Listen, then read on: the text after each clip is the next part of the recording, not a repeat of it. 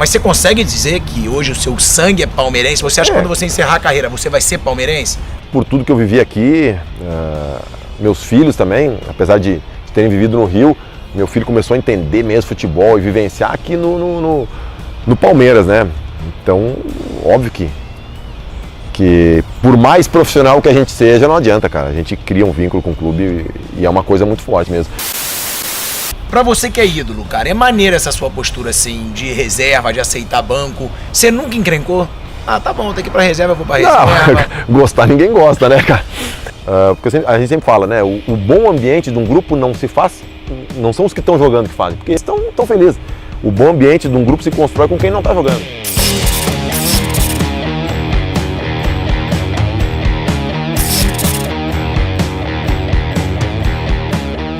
Pilhado, fala pilhada! Meu irmão, hoje tem intro do Palmeiras no pilhado, né, Praz? Irmão, obrigado demais. Sei que é um cara mais sério e tal, mas, pô, aceitou a resenha no pilhado, né?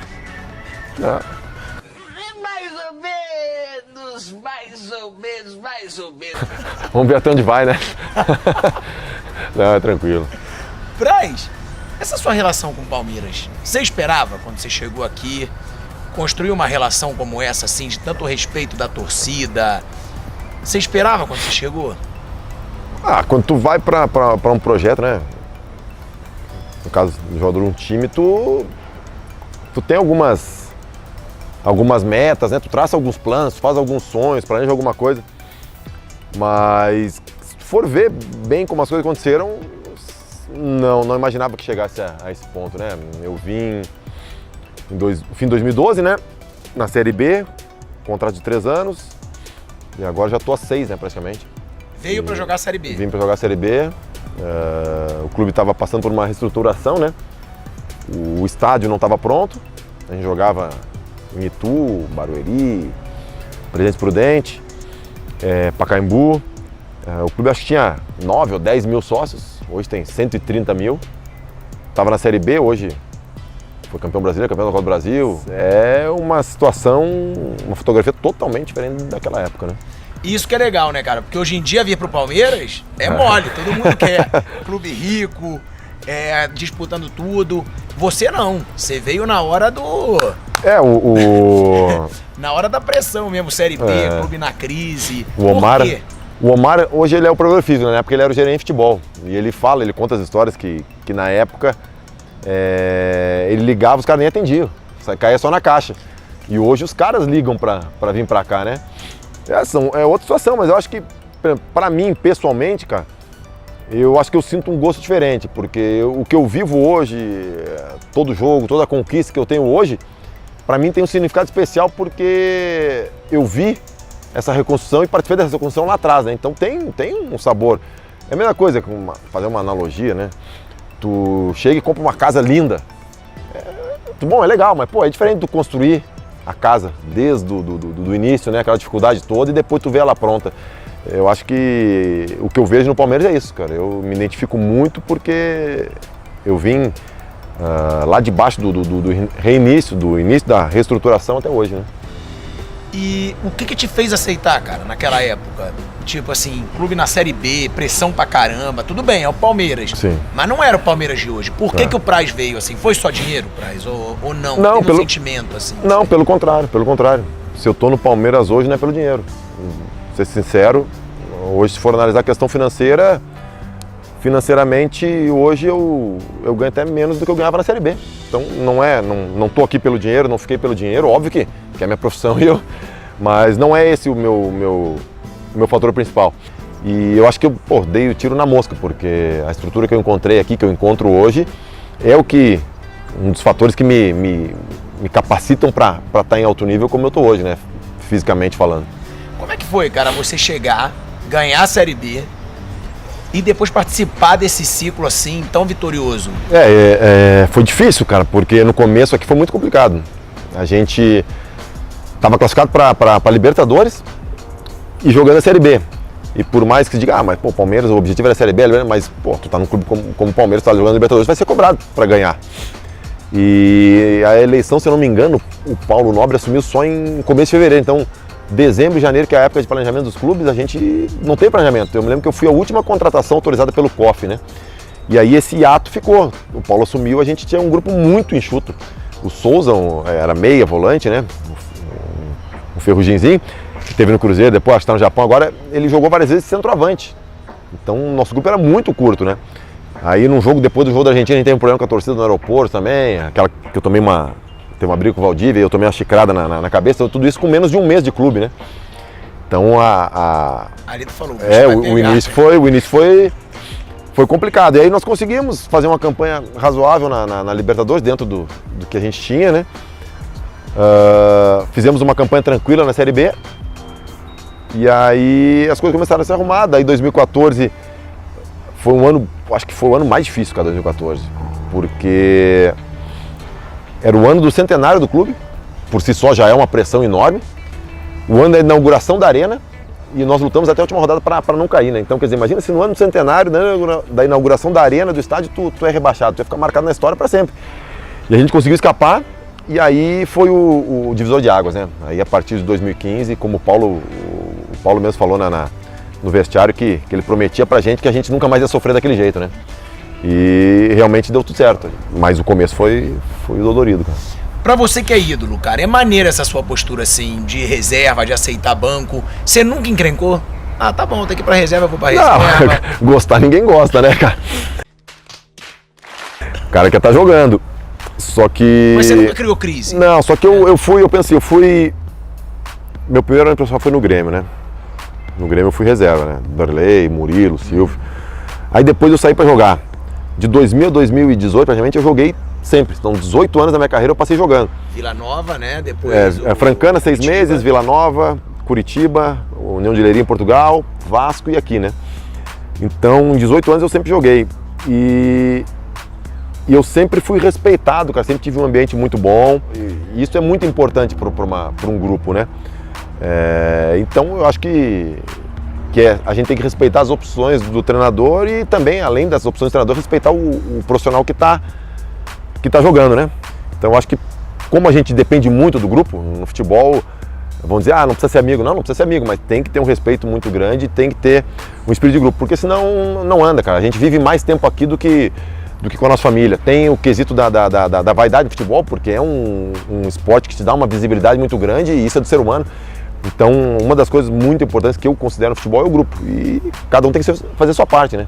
E hoje eu, no caso, porque a gente sempre fala, né? O bom ambiente de um grupo não são os que estão jogando que fazem, porque eles estão felizes. O bom ambiente de um grupo se constrói com quem não está jogando. Então, cada um tem sua responsabilidade, né? Uma hora vai estar jogando, outra hora não. Mas todo mundo tem que ser importante, tem que ter essa consciência. Isso é maneiro, né, irmão? Você dá exemplo no banco. Não, porque é maneiro. Porque muito medalhão ia ficar de carinha feia, ia querer fazer panela. É que nem filho, né? Eu aprendi muito depois que meus filhos nasceram, cara. E eles ensinam pra gente sem querer ensinar, né? Na minha alimentação, eu sempre tive uma alimentação boa, mas eu não comia tudo que é tipo salada, legumes, essas coisas. E eu sempre doutrinei eles a comerem. Meus filhos hoje se alimentam de uma maneira perfeita. E eles começaram a me cobrar, pô pai, mas tu fala que tem que comer salada, que é bom, que sei o quê, e tu não come. Então, quer dizer, eu acho que se educa e se mostra muito mais através do exemplo do que da palavra. A palavra todo mundo fala. Acho que o mais importante é a prática, né? Então, na hora de praticar, que tu tem que ser firme. Uma curiosidade agora, o Felipe Melo, cara. Todo mundo fala do Felipe Melo. Mas e quem tá com ele ali no vestiário? Como é que é o Felipe Melo? Ele é esse maluco mesmo? Ele é esse pitbull mesmo? Ou não, é mais um personagem e o cara é gente boa pra caramba? Como é que é o Felipe Melo, assim? Cara, cada um tem seu estilo, né, cara? Ele passa essa imagem de um cara mais agitado, assim, mas no dia a dia é tranquilo, cara. Nos treinos aqui, cobra como qualquer outro jogador, como o Moisés cobra, como o Dracena cobra. Mas é bom ter um cara desse meio que cobre mesmo? Porra, vamos fazer. Tem que cobrar, cara. Óbvio que essa que é a questão do grupo, cara, de tu ter um planejamento no futebol, que tu tenha uma continuidade tanto na comissão como no grupo, né? Uma das coisas, quando eu cheguei no Palmeiras, não tinha um jogador com 100 jogos do clube, então tu não cria identidade, tu não cria um grupo. E agora a gente tem vários, né? Então isso te ajuda a conhecer melhor, te ajuda a conhecer com quem tu pode falar, com quem tu pode cobrar, com quem tu tem que ser mais duro, com quem tu tem que ser pegar mais leve na cobrança. Isso tudo Então a gente acaba se conhecendo, e o Felipe também. Assim como eu conheço Hoje mais o Felipe, sei como lidar com ele, e eu também tenho o Vitinho, que é um exemplo, que é um cara mais fechado e que a gente também sabe como conversar com ele. Quem é o mais maluco desse time? Maluco do bem, assim, quem é o mais brincalhão do time do Palmeiras? Puta, cara, quem é o mais brincalhão? Ah, cara, tem o Thiago Santos, que gosta de uma brincadeira. Quem mais, cara? O Daverson. Cala a boca, piscadinha, jogou, doideira no zangue, foi, e ele, e zaga, vai, bota na boca, tira da boca, dá uma... Por que você desceu isso? Não, o Daverson não é que ele gosta, ele é uma brincadeira, né? Não, ele é uma figura, é uma inocência, né, cara? É que hoje em dia é difícil, tudo é muito artificial, assim, né? E o Daverson é um cara espontâneo, né? Ele falou do chip na cabeça dele também, que ele é um cara espontâneo, e às vezes ele paga por isso também, né? Paga por essa espontaneidade dele. Ele é a brincadeira. Ele é a brincadeira, cara, ele é a brincadeira. E aí, às vezes, agora passa momentos que estão criticando mais ele, daí os caras vão brincar com ele, ele faz umas caras de sério assim, e os caras não aguentam, né? Não adianta. Aí os caras querem brincar com ele, fazer piadinha, ele fica sério, mas não dá. Mas fica mesmo, ele cai na pilha? Não, ele fica bravo, ele não gosta. É ele mesmo, não cara? Ele não gosta. Geralmente os mais maluquinhos são os que menos aceitam a pilha. É isso aí, ele não gosta. É que nem os caras que batem também, a gente tá brincando esse dia, o Thiago Santos, o Felipe Melo, que gosta de chegar, tu dá uma chegadinha neles, eles ficam doidos, cara, mas é bem assim mesmo. Mas qual é a pilha que o Daverson mais cai, assim? Não, quando os caras começam a encher muito o saco dele, de querer zoar demais, ele fecha a cara e tenta manter a postura de sério, né? Mas não consegue, não. Você teve uma identificação muito grande com o Curitiba, com o Vasco e com o Palmeiras. Mas você consegue dizer que hoje o seu sangue é palmeirense? Você acha que quando você encerrar a carreira, você vai ser palmeirense? Eu sempre fiquei bastante tempo nos clubes em que eu defendi. No Curitiba eu tenho quase 200 jogos, no Vasco 250, aqui eu já tenho quase 300. Então fiquei no mínimo 4 anos em cada um, né? Então tu cria uma relação, né? Não tem como eu dizer que eu gosto do Curitiba, que eu gosto do Vasco. Eu tenho um carinho enorme por esses times. Mas óbvio que agora, no momento, por tudo que eu vivi aqui, meus filhos também, apesar de terem vivido no Rio, meu filho começou a entender mesmo futebol e vivenciar aqui no Palmeiras, né? Então, óbvio que por mais profissional que a gente seja, não adianta, cara. A gente cria um vínculo com o clube e é uma coisa muito forte mesmo.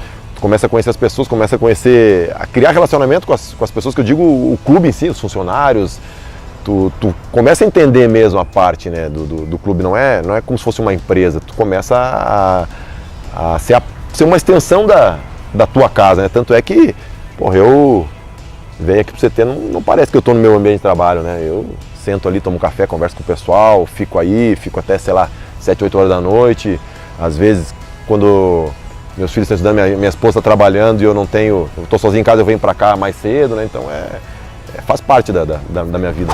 Você estava no auge total e foi uma surpresa até sua convocação para a Olimpíada.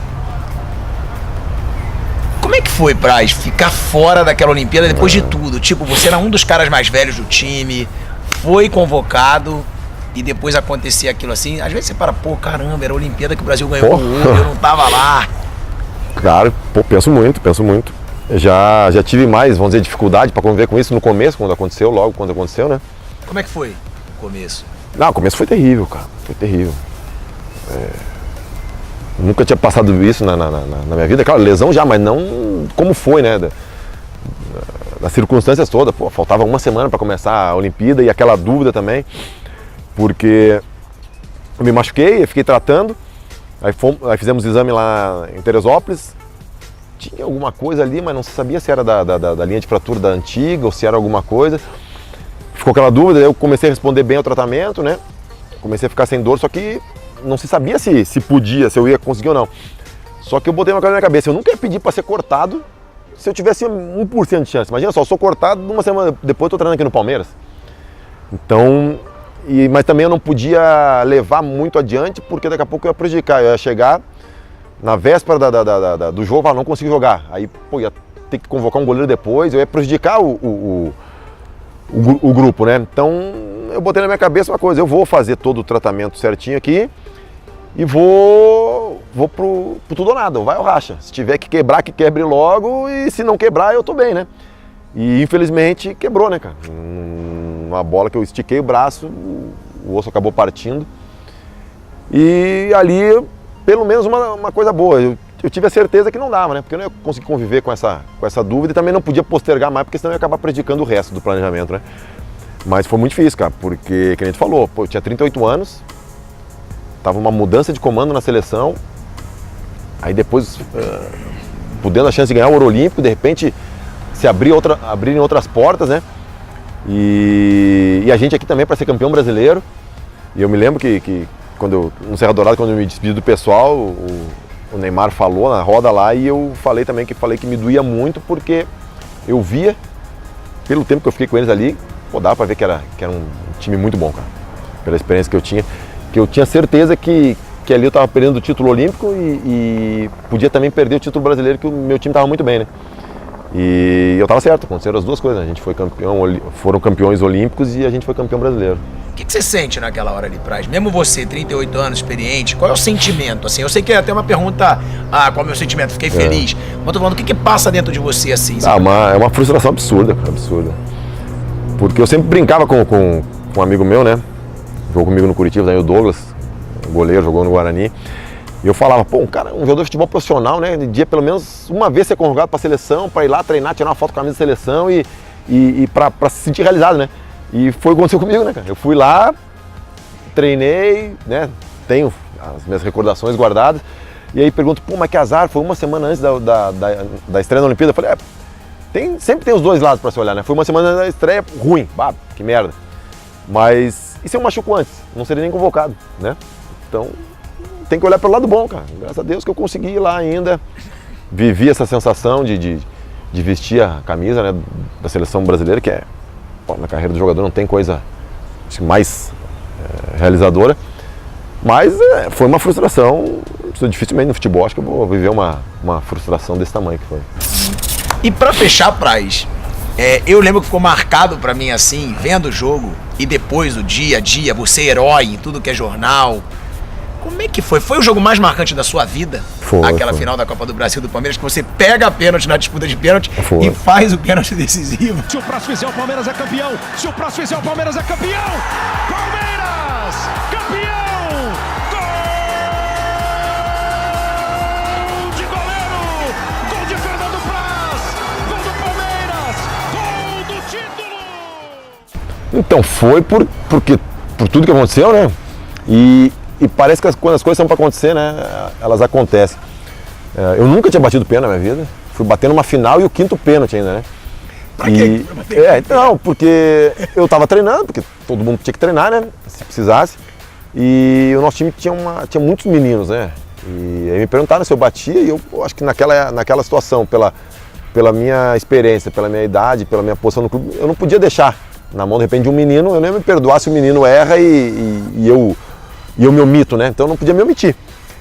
Mas parece que tudo aconteceu de uma maneira. Quando eu entrei em campo, na hora do hino eu olhei e subi um mosaico gigante com 2 figuras e uma figura era minha, né, cara? Sei lá, 30 metros de altura. E por que eu, né?